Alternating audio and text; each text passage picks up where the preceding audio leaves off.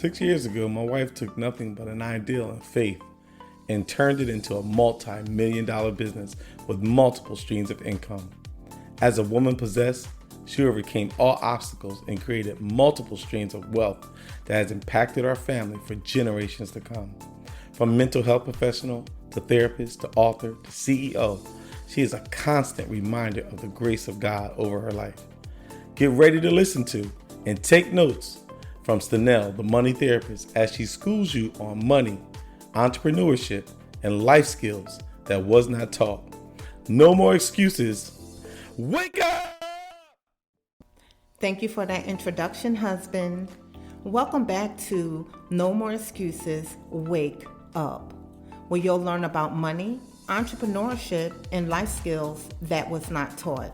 Today's topic, we're going to discuss entrepreneurship, defining who you are, self-employed or business owner, understanding the difference to master the concept. We're going to dig in deep today because there is a difference between being self-employed and a business owner. And what I want to do is I want to give you as much information on this topic as I can. So those of you that are starting a business can really try to get an understanding. I get a lot of people that I know personally or questions online that ask this topic. This is a popular topic, not the topic on itself as far as defining. It is basically how to get started. So I'm going to run you through what you need to get started as far as getting that business on the ground. So when I say understanding the difference to master the concept, I'm meaning when I say defining who you are, because you want to be able to define if you're self-employed or if you're a business owner. It is a difference. And once you understand what the difference is, you can be able to matriculate from being self-employed to being a business owner.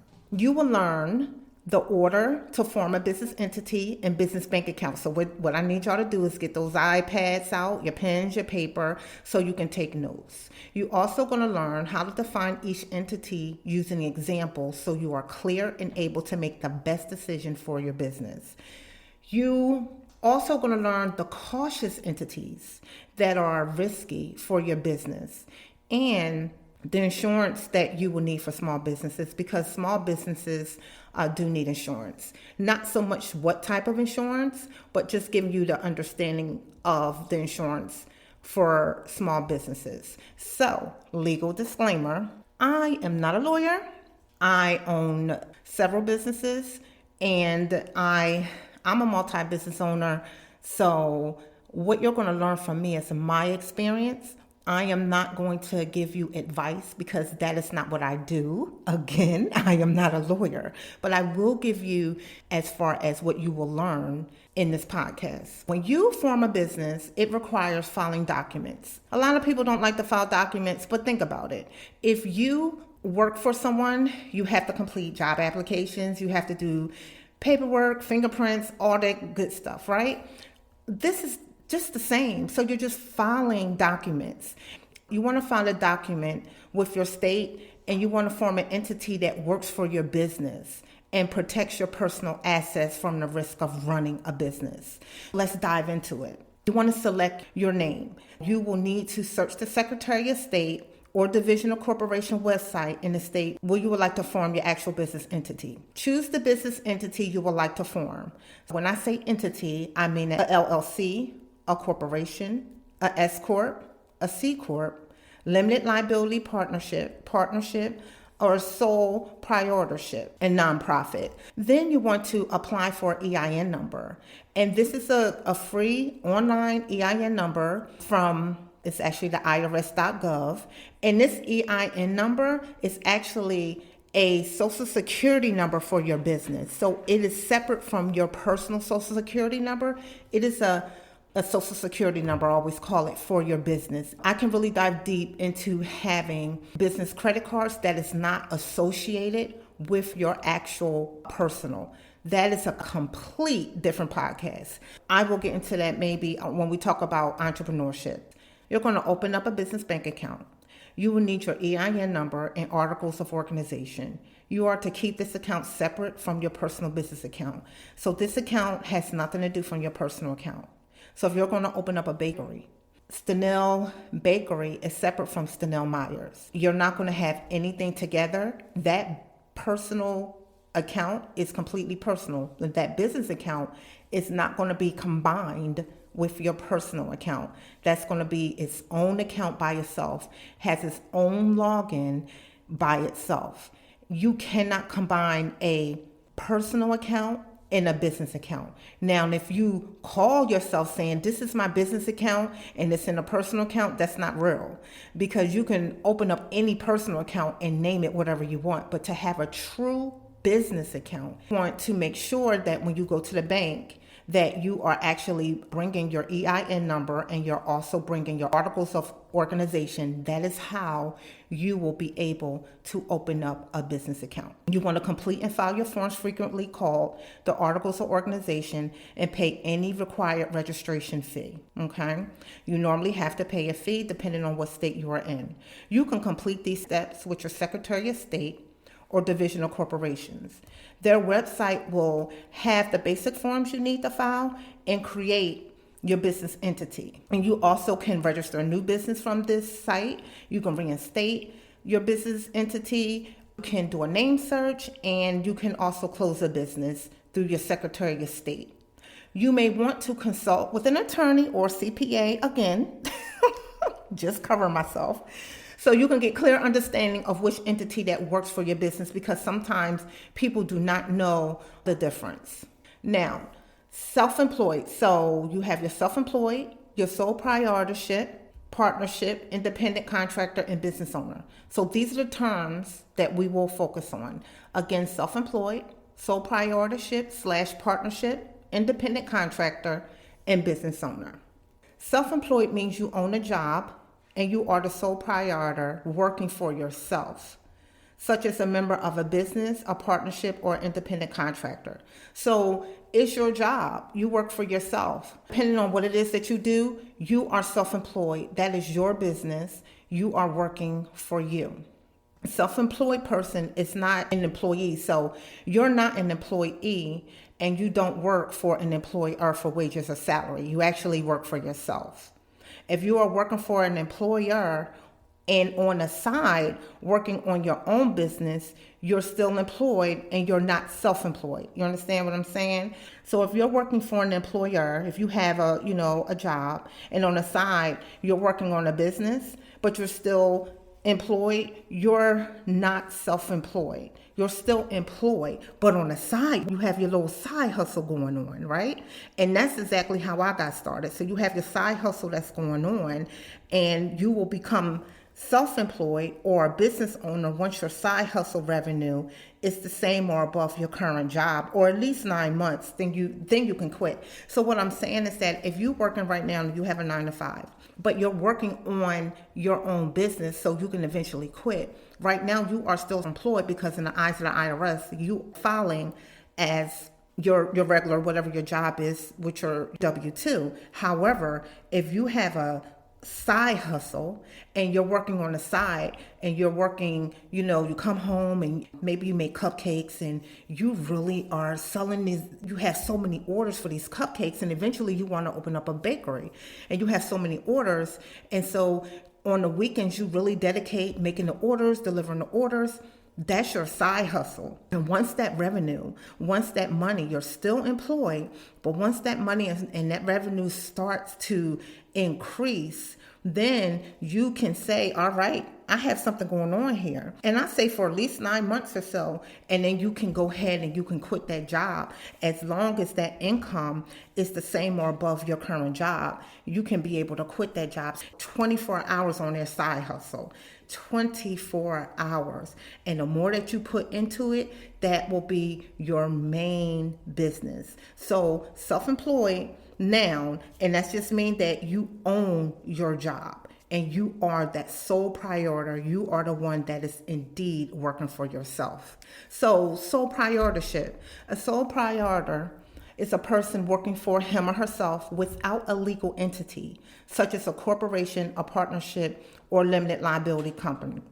With a sole proprietor, it is, you have your advantages and you have your disadvantages. So what makes a sole proprietor so favorable is because it's easy to form with no requirements. So you really don't have any requirements. You register with your state. It's easy. It's very easy to run because you really don't have any regulations. And you as the owner, you're in complete control of the business, not having to answer to anyone. You as the owner get all the profits of the business, but of course, you must also take all the losses on the business as well. So it's really not anything that is separate. So there are advantages and disadvantages of sole proprietorship. According to Business and Law Tax, a sole proprietorship, basically, it is the most common type of entity. It includes 23 million people. 73% of all business in the U.S. is a sole proprietorship. One of the biggest disadvantages of the sole proprietorship is that your personal legal and financial situation and the business financial and legal situation are one and the same. It's the same. So that means that if your business going to bankruptcy, that would affect your personal finances because there is nothing that is basically a requirement as far as keeping you safe. If your business going to bankruptcy, it can affect your personal finances. It also means that any lawsuits against the business can affect you as an individual or your family. Any disadvantage of this business type, you must pay income taxes, self-employment taxes, Social Security, and so if your business is profitable, that can be a big bill that you pay. With being a sole proprietor, it is definitely its advantages and its disadvantages. What I said before, you don't need to register your business with your state, but you will need to take care of some other legal matters. So you'll need a business license with your state locality, and you need to apply to the state for sales tax purposes and get any specific license and permit, depending on the type of business that you have. They are the things that you would need. And again, when you are sole proprietor, it's basically you're working for yourself and you do not have a legal entity. So there is not a corporation, a partnership, a limited liability. It is just completely you're working for yourself, and you do register with the state as well. Now, the partnership resembles a sole proprietor, but there is no legal entity or LLC. So it's separate from the individual. The partnership, so basically each member is often considered a sole proprietor. They are responsible for all financials and are not considered employees for tax purposes. So partnerships, you definitely want to consult with an attorney. Any of this, you definitely want to consult with an attorney. Independent contractor offers services to another person or business and is considered as a non-employee, such as a fitness instructor, a teacher, a chef, or a science instructor. An independent contractor can be registered as a type of business entity. Most are registered as a sole proprietor. Independent contractors do not perform services that can be controlled by an employer. Independent contractors control their own services, what will be done and how it will be done. I have independent contractors with my after-school program, and what I've learned before I knew exactly what to do as far as the right thing is that when you are indeed an independent contractor, you already have your business. So you already have, if it's an LLC, whatever it is. So if I have my business, let's say I have Money Therapy Institute, and I want to go and I want to teach children on finances. As I can be an independent contractor because my business, I already have my business entity. So I go and work for Jill. When I go and work for Jill, Jill is using my business information because I am a contractor. So basically what I do for Jill is my job because I'm a contractor. So I have to, at the end, I'm a 1099. So I have to fill out it's a W-9 form that you complete, and that's for tax purposes. But I am a 1099, but I'm a contractor. So that means the income tax that is paid, transactions, any income tax, anything as an independent contractor, that means I'm responsible to pay my own taxes, Medicare and Social Security. So another scenario, when I started with my agency, A Second Touch, A second touch is a support coordination agency. It's a case management agency. It's another name for case management. When I first started, all my employees were independent contractors. Every last one of them had to complete a W-9. Every last one of them. Then I found out what I was doing.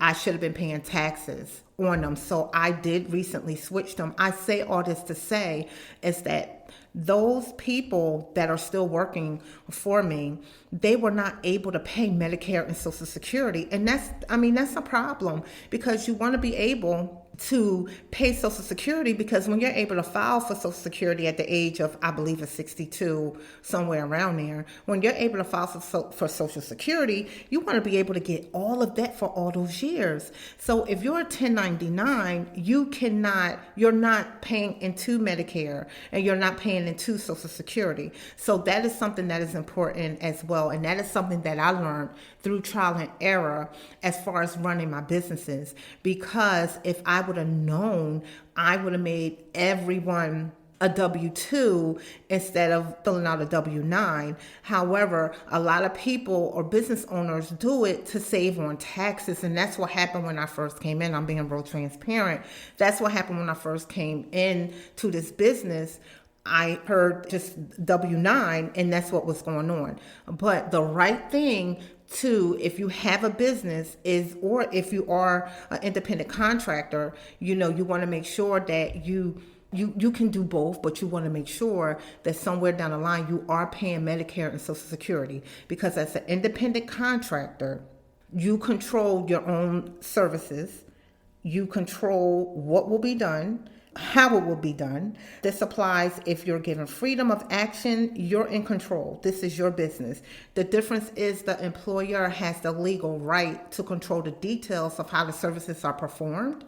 In my after school program, Joy Making a Difference, I have a lot of contractors and they already have their business. I don't tell them what they're doing. I don't tell them what to do, because they are their own person, their own business. Although they are signed with me with a contract, I can tell them how I want things to be performed, but I can't really tell them how to perform their job. Okay. So even when I first started as a independent contractor in the after school program, I had a self-esteem course that I taught to elementary and high schools. I already had my course set up. And so I will come in and teach them self-esteem. So although I had that set up, I still had to follow the rules of who I was working for, but they did not dictate what I was teaching, as long as it was in the realm of what we agreed to do, which was self-esteem. So I wanted to really just take some time on independent contractor, because a lot of people get that confused, and even myself as being a business owner, it was confused, because we have a couple contractors that they have the W-9, and then we have some contractors or not contractors that are W-2. The contractors or W-9 are indeed contractors, meaning that they have their own entity, whatever that entity is. They show proof that that's their business is in a different business name. They show their articles of incorporation. They show some type of proof to us. Then the other contractors that are contractors and not employees, is they still have to get taxes out, but they're, for the after school program purposes, we call them contractors, because they don't teach the students as far as a curriculum base as being like a certified instructor. So I don't want to confuse you when it comes to an independent contractor, because independent contractor, you offer a service and it is your business. That is what you do, but you do have to follow W-9. Okay? Now, business owner. A business owner, you own a business system, which is characterized by having others work for you. Business owners have ownership in the business, but they may not be involved with the day-to-day operation of the company, such as myself. I have Joy Making a Difference. That's an after-school program. We service elementary and high school. Although we're in COVID, we were virtual. That is a business. That is a business system. A second touch is a support coordination, which is a case management. That is a business. A Better Me is a counseling agency. And that is actually having counselors that have an LPC or a licensed social worker, LCSW. That is a business, meaning that those business, they run. I do not do the day-to-day operation in those businesses. So with a business owner, I have ownership of the businesses. They are my businesses, but I'm not involved in the day-to-day operation. I am involved in administration of running the businesses. The day-to-day operation are people that I've put in place that are managers, people that I place to run the daily operation of the businesses. But me, myself, as the chief executive officer, I am a business owner. Now, I did not start off as a business owner. I start off as being self-employed, matriculating as a business owner because I was working as an adjunct as I was trying to get all the paperwork, everything that I need to get done. Again, that side hustle that was going on. As a business owner, I oversee the taxes, anything and everything to run a company I do as a business owner. So many businesses start off self-employed, consulting, freelancing. As the business grows and expand, they become small business owners, such as myself. So I want you to be able to understand the difference of them so you can be able to say, oh, okay, I get this. All right. So I can start off as being self-employed. Just me running it a couple years, saving my money, do what I need to do, maybe hire a person. And then eventually, as you hire people, you can get out of the daily operations. There's no need for you to actually be the one running the day-to-day activities in it. Entities to be cautious about. Sole proprietorship is one of those cautious entities, and partnership, because it does not protect you. It doesn't provide anything to protect you against your personal assets. You're doing business as yourself. There can be only one owner, and if you have multiple owners, you need a different entity. Okay? There's no registration with your state, which will hold you personally accountable for lawsuits. You may have a business certificate, but if you do not register your business with your state, your business is not registered. So that is why you want to definitely consult with an attorney and also with a CPA. So other risks are taxes. When you're self-employed, you must pay taxes yourself. You may be at a higher risk audit due to sole proprietors report their business profits and losses on a Schedule C to the IRS, which means you report how much money you made or lost in your business. Now, another risk is death. When a sole proprietor dies, the business usually terminates as well, since the sole proprietorship is so closely tied to its owner. However, if the sole proprietor carefully plans his estate, his business can survive in some form after his death, either in the hands of his heirs or a third-party purchaser. So that is a risk, and you want to make sure that if that is something that you're interested in, that again, you are seeking some type of counsel. Partnership. A partnership is formed when two or more people agree to share profits and losses. In a partnership, you are twice the personal liability for you and your partner, and both are liable for debt and obligations that occur. Another risk is your personal assets are at risk. Your life savings, your house, can be a loss through your partner's actions. So if you have a partner and something happened and you're not there legally, if something happened that your partner do and you're not there and you actually don't do it, you could be at risk. Your life savings could be at risk because you have a partnership. Again, that's something that you want to actually discuss. So these are just risks that I really want you to think about when you're forming an entity. One partner may put up assets for the business and the other agree to pay the partner back later or put half of the profit back into the business. So just dealing with a partnership, you want to just be clear and have everything in writing. Everything. They are the risk that is really important when it comes to the risks associated with sole proprietorships and partnerships. So insurance for small business owners and self-employed. Lawsuits can cost small businesses anywhere between $3,000 and $150,000, according to Small Business Administration. So you definitely want to make sure that you have some type of insurance. Insurance is a lot of money. I hear this all the time. I just heard this last week. I was speaking to someone and he was telling me that the reason why he didn't start his business is because he heard the insurance were extremely high. I said, you heard that? He said he heard that. I said, did you look it up? Nah, I didn't think to look it up because, this person worked in the same type of business that I want to work in. I said, but you didn't look it up yourself to find that out, and that's all that's holding you back. So insurance is not high. I heard this. There's a misconception that people think having a business insurance, because you do need business insurance for any business that you do because it protects you.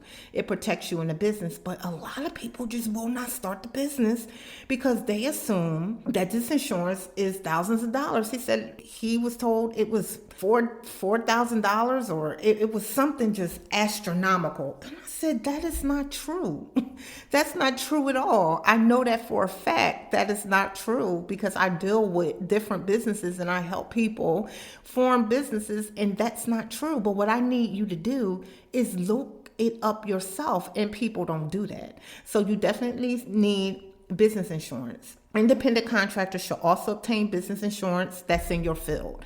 So again, if you are, let's say you're a licensed clinician. So I have licensed clinicians that work for me for a Better Me. And a Better Me is a counseling agency. And so they are a clinical licensed social worker. They have to have insurance. So for instance, because I own a Better Me, I have insurance for a Better Me. I am not the one that's actually doing the counseling. I am the one that is running the counseling agency. Okay, because I'm running the agency and I'm running it, and I have a licensed clinician, I have to make sure that everyone is covered. However, the individuals that are clinicians that go out into the home, well, now it's COVID, they're not going out in the home, they're actually doing it virtual, still have to have their own personal insurance. And we make sure that their insurance renews every year and they are liable. It's just important for any type of business that you have some type of insurance. Error of omissions is a good insurance to have as well. Small business insurance policy can cover unexpected situations to keep you and your business financially protected. That's the whole point of having insurance. So let me give you a side nugget. Each year, taxes must be filed. If you are self-employed and working, you will report your income as an employee. Once your business starts to grow and your side hustle business income has sustained the same amount as your job or higher with a steady, at a minimum 9 months, you can quit. You are officially self-employed in the eyes of the IRS once you fill out that paperwork and do what you need to do. Self-employed individuals are responsible for filing a self-employed tax return and paying quarterly estimate taxes. They must also pay self-employment taxes, which is Social Security, and Medicare taxes, usually withheld from employees' paychecks. Income tax is paid in addition to self-employed tax. You must report taxes whether you are an independent contractor or you generate a W-4. It is the law. Because I'm a business owner, I pay taxes twofold. I pay taxes for the separate businesses, and I also pay personal tax. Each business that I have generate a different paycheck. That's what I mean for multiple streams of income. However, although I am the business owner, I am also an employee in my business because I generate a W-4, and so I get paid, and taxes do come out as me, Stenell Myers, the employee. You want to make sure that you're basically understanding the difference between being self-employed and also being a business owner. So just to recap, when you're self-employed, you are actually working for yourself. You own a job. That is your job. That is your baby. That is your business. You're self-employed. You're doing your thing. I commend you 100%. And then as your job starts to create revenue, and you're creating revenue, and then you can probably hire one person, and then you're creating revenue, and then maybe you can hire another person, and you're creating revenue, turns into being a business owner, because everything that you did as a self-employed individual that you started doing, you already trained and taught those people, you're no longer doing it. So for instance, a second touch, I taught myself that business for a year. I taught myself how to be a support coordinator, because I had to learn the functions of the job. And although it changes all the time, this is through the Division of Developmental Disabilities. And basically what we do is we help adults that are developmentally disabled once they're 21 to basically just go out and be able to have the same lifestyle as far as in the community, whether they're in group home, making sure that the budget that they have, that it is to their best interest. So making sure they're getting the lifestyle that they want. That's what my support coordinators do, make sure that they're getting the lifestyle that they want, whether it is going to a day program, anything that they want to do as far as a blueprint of their life is coming out of a budget. I had to teach myself how to become a support coordinator in order to train. And when I trained, then I was able to train my manager, which is the best manager in the whole wide world. Shout out to Maricela, the best manager in the whole wide world. So if I did not know the job, and again, as self-employed now, again, I wasn't paying myself. I could not afford to pay myself. I had to pay the 1 or 2 workers that I had, but I had to work alongside with them.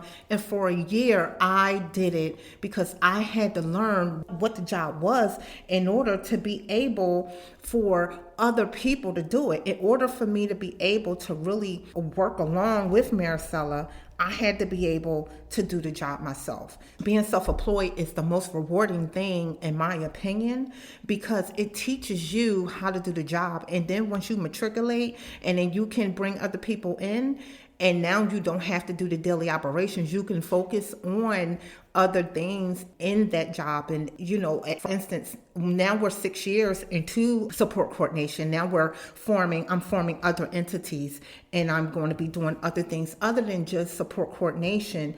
There are going to be other extensions now that I'm going to be doing. So I'm going to be offering other services, same company, but now I'm going to be offering other services because we know what we're doing now. We've been doing it for 6 years. But now that you know the difference of self-employed and being a business owner, and you understand that difference, so you can go out there and you can master the concept. I will see you next week. The next time we meet, I'm going to bring in my first guest, my husband, Tony. The topic is life skills, and we will discuss marriage and relationships. You don't want to miss this. Thank you for listening to No More Excuses, Wake Up. If you love the show, please subscribe, rate, and review on iTunes or Spotify. To learn more about me and my different agencies and what I do, go to StenellMyersEnterprises.com. While you're there, check out Money Therapy Institute and watch my video where you will see me doing a little acting, showing you how I fought and kicked down closed doors. You can also click on Stenell the Money Therapist and get my free budget spreadsheet. And of course, you can email me at contact@StenellTheMoneyTherapist.com. I'm also on social media on Facebook at Stenell the Money Therapist and Instagram at Stenell the Money Therapist. No more excuses. Y'all know what y'all need to do. Wake up.